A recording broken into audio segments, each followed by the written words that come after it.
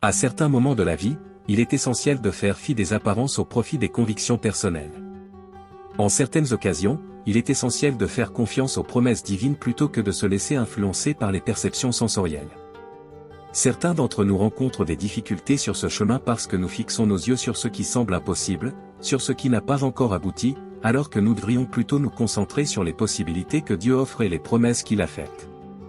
Un sage conseil que j'ai reçu était le suivant: si vous voulez vous tourmenter, regardez à l'intérieur de vous-même, si vous voulez être vaincu, revenez sur votre passé. L'ennemi se souviendra de tous vos échecs, erreurs et faiblesses. Si vous voulez vous distraire, regardez autour de vous, si vous voulez vous décourager, regardez vers l'avenir, car personne ne sait ce que demain nous réserve. Cependant, voici l'essence de mon message: si vous cherchez la libération, si vous avez besoin d'être libre, alors levez les yeux, dirigez votre regard vers Jésus. Concentrez votre attention sur lui, concentrez-vous sur Dieu plutôt que sur les obstacles que la vie présente. C'est quelque chose de pertinent, n'est-ce pas? Nous sommes tous confrontés à des défis au cours de ce voyage, nous rencontrons tous des adversités qui ébranlent notre foi au Seigneur. Nous serons confrontés à une résistance qui peut intimider par la peur même les plus courageux.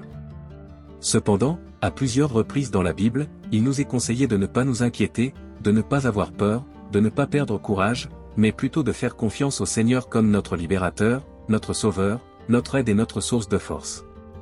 Tout cela semble bien, mais comment le mettre en pratique? Eh bien, dans 2 Chroniques 16, nous trouvons une histoire importante dont nous pouvons tous tirer des leçons. Il y avait un roi nommé Asa qui commença son voyage avec Dieu d'une manière prometteuse.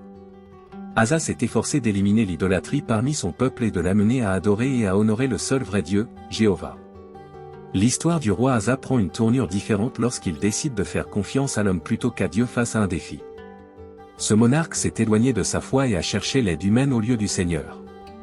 Voici le récit de la 2 Chronique, chapitre 16, versets 7 à 9. En ce temps-là, Hanani, le voyant, vint vers Asa, roi de Juda, et lui dit: pourquoi as-tu eu confiance dans le roi de Syrie et n'as-tu pas fait confiance au roi de Syrie? Éternel, ton Dieu. Car l'armée du roi de Syrie était grande comme la mer, avec beaucoup de chevaux et de chars, mais parce que tu t'es confié en l'Éternel, il les a livrés entre tes mains. Car les yeux de l'Éternel s'étendent sur tout le pays. Terre, pour se montrer fort à ceux dont tout le cœur est à lui. En cela, vous avez fait une folie, car désormais il y aura des guerres contre vous. De cet épisode impliquant le roi Asa, ce ne sont pas tant ses actions que nous devrions se concentrer, mais plutôt sur ce que le prophète de Dieu, Hanani, lui a dit. Hanani a souligné que les yeux du Seigneur regardent sur toute la terre, cherchant à fortifier ceux qui lui ont entièrement consacré leur cœur. C'est quelque chose que nous devons garder à l'esprit en tant qu'enfants de Dieu: les yeux du Seigneur recherchent ceux qui sont entièrement dévoués à lui, engagés envers lui, ceux qui lui font entièrement confiance. Par conséquent, cher ami, lorsque vous faites face à des difficultés dans la vie, ne faites pas confiance aux gens mais à Dieu Tout-Puissant. Les yeux du Seigneur parcourent la terre, à la recherche de ceux qui sont entièrement dévoués et qui lui font confiance. Maintenant, tournons-nous vers la prière.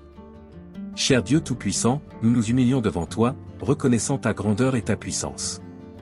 Nous demandons au Saint-Esprit de nous aider à rester concentrés sur Jésus, à rester fermement et constamment ancrés dans ta parole, au-dessus des opinions humaines et au-delà des limites de notre vision naturelle. Ô roi Jésus, aide-nous à ne pas nous laisser influencer ou distraire par ce monde ou par les obstacles que nous y rencontrons. Nous prions pour que tu nous accordes des cœurs pleinement engagés envers toi, car ta parole nous dit que tes yeux sont constamment à la recherche de ceux dont le cœur est entièrement le vôtre. Nous déclarons que nos cœurs ont entièrement confiance en toi, et nous prions pour que le Saint-Esprit nous aide à être disciplinés, à ne pas permettre à nos yeux de s'égarer vers le péché. Père, Psaume 16, verset 8 nous l'assure: je sais que le Seigneur est toujours avec moi, je ne serai pas ébranlé, car il est à mes côtés. Tant que vous serez avec nous, nous ne serons pas ébranlés. Nous prions pour que tu diriges, Seigneur, et que tu fasses selon ta volonté. Nous demandons la force de résister à la tentation de résoudre nos problèmes par nos propres efforts et de nous soumettre à toi, en gardant toujours les yeux fixés sur Jésus. Seigneur, je prie pour que tu prennes soin des âmes de chaque personne qui écoute ces paroles. Puisse ta voix douce et douce nous rappeler constamment de nous accrocher à Jésus-Christ. Aide-nous à garder les yeux fixés sur toi, sur les choses célestes, et non sur les choses terrestres. Convainc-nous, Saint-Esprit, de garder continuellement nos yeux sur toi, ô Seigneur. Père, accorde-nous une attitude dans laquelle, même quand tout va bien, nos yeux restent fixés sur Jésus. La Bible, dans Hébreux chapitre 12, verset 2, dit, regardant fermement vers l'auteur et le consommateur de la foi, Jésus, qui, en échange de la joie qui lui était réservée, a enduré la croix, sans se soucier de la honte, et est assis à la droite du trône de Dieu. Lorsque nous sommes confrontés aux défis de la vie, aide-nous à garder les yeux fixés sur Christ. Apprends-nous, Saint-Esprit, à nous examiner continuellement et à évaluer où se trouve notre concentration et où nos yeux sont tournés. Seigneur Jésus, je te remercie pour ta grâce. Je me tourne vers toi, car tu as porté mes péchés lorsque tu as été crucifié. Tu m'as racheté et tu m'as sauvé. Sans ton merveilleux sacrifice, où serais-je? Si tu n'avais jamais versé ton précieux sang, qui pourrait me sauver? Il n'y a personne comme toi, Roi Jésus.